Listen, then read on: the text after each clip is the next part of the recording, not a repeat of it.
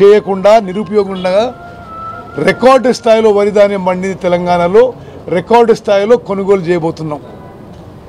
మరి ఈ విషయం తెలియజేస్తూ ఇంకో విషయానికి నేను స్పందించాల్సిన అవసరం ఉంది. ఈరోజు ఉదయం మరి బీఆర్ఎస్ నాయకులు హరీష్ రావు గారు ఏదేదో మాట్లాడాడు.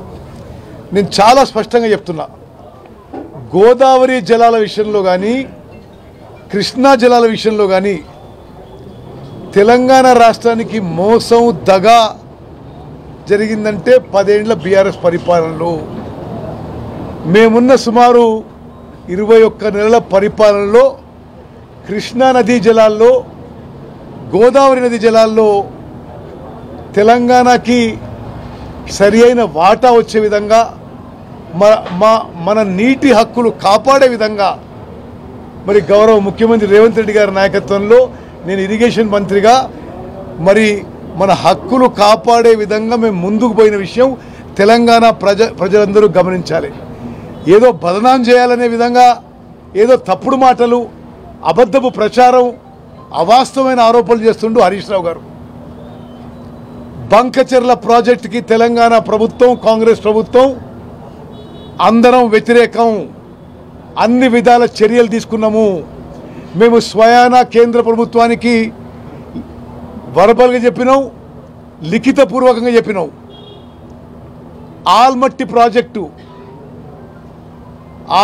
ప్రాజెక్టు ఎత్తు పెంచడానికి మేము వ్యతిరేకం. కర్ణాటకలో కాంగ్రెస్ ప్రభుత్వం ఉన్నా, ఆంధ్రాలో తెలుగుదేశం ప్రభుత్వం ఉన్నా, మహారాష్ట్రలో బీజేపీ ప్రభుత్వం ఉన్నా, ఏ పార్టీ ఎక్కడ అధికారంలో సంబంధం లేదు.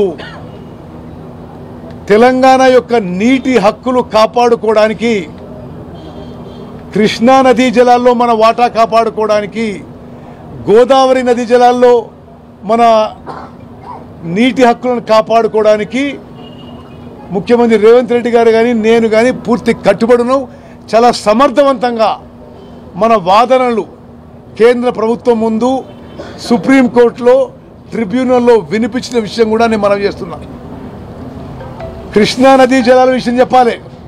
10 ఏళ్ల పాటు ఉమ్మడి ఆంధ్రప్రదేశ్కి కేటాయించిన 811 టీఎంసీల్లో ఆనాటి ముఖ్యమంత్రి కేసీఆర్ గారు, ఆనాటి ఇరిగేషన్ మంత్రి హరీష్ రావు గారు ఆంధ్రాకి 512 తీసుకోండి, మీరు తెలంగాణకి 299 టీఎంసీ సరిపోతాయని లిఖితపూర్వకంగా కేంద్ర ప్రభుత్వం ముందు ఒప్పుకొని వచ్చిన వీళ్ళు 10 ఏళ్ల పాటు. మేము అధికారులు వచ్చిన తర్వాత ఇది మాకు యాక్సెప్టబుల్ కాదు, తెలంగాణకే ఉమ్మడి ఆంధ్రప్రదేశ్ కేటాయించిన 811 టీఎంసీలో 70% నీటిని కేటాయించాలని చెప్పి మేము సమర్థవంతంగా ట్రిబ్యునల్లో వాదనలు వినిపించినాము. స్వతంత్ర భారతదేశంలో మొదటిసారి ఒక వాటర్ డిస్ప్యూట్ ట్రిబ్యునల్ ముందు ఒక ఇరిగేషన్ మంత్రి అంటే అది ఉత్తమ్ కుమార్ రెడ్డి అని చెప్పి నేను మనవి చేస్తున్నా. కృష్ణా నదీ జలాల విషయంలో ముందు కేటాయించిన 811 టీఎంసీలు 75% డిపెండబిలిటీ మీద మనకి 70% రావాలని వాదనలు వినిపించినాము. అదేవిధంగా కృష్ణా నదీ జలాల్లో 65% డిపెండబిలిటీలో 1005 టీఎంసీల్లో తెలంగాణ రాష్ట్రానికి సుమారు 734 టీఎంసీలు రావాలని వాదనలు వినిపించినాము. లిఖితపూర్వకంగా వినిపించినాం, మరి వరబల్గా కూడా ఆర్గ్యుమెంట్ చేసినాం. తప్పనిసరిగా కృష్ణా నదీ జలాల్లో ఈ విధంగా తెలంగాణకు న్యాయం జరుగుతుందని చెప్పి మా పూర్తి నమ్మకం, విశ్వాసం. గోదావరి నదీ జలాల విషయం వస్తే అసలు వాళ్ళు జనవరి చూసుకుని నవ్వుకోవాలి. మీరు కట్టిన ఏకైక ప్రాజెక్టు కాళేశ్వరం కూలిపోయింది, మేడిగడ్డ బ్యారేజ్ కూలిపోయింది, అన్నారం సుందిల బ్యారేజీలకు పొక్కలు పడ్డాయి.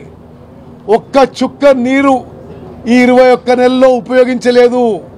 ఆ 3 బ్యారేజీలో ఒక్క చుక్క నీళ్లు ఉపయోగించకుండా రికార్డు పంట పండించినాం, రికార్డు కొనుగోలు చేసినాము. మరి కాళేశ్వరం సంగతి అది. తుమ్మడి అట్టి వాళ్ళు ఏమన్నారు, కాళేశ్వరం కడతాము, తుమ్మడి అట్టి కడతామన్నారు. తుమ్మడి అట్టి దగ్గర తట్టడి మట్టి కూడా ఎత్తలేదు 10 ఏళ్లలో. మేము ఇప్పుడు తుమ్మడి అట్టి ప్రాణహిత చేవెళ్ళ ప్రాజెక్టు మొదలుపెట్టి పూర్తి చేస్తాము.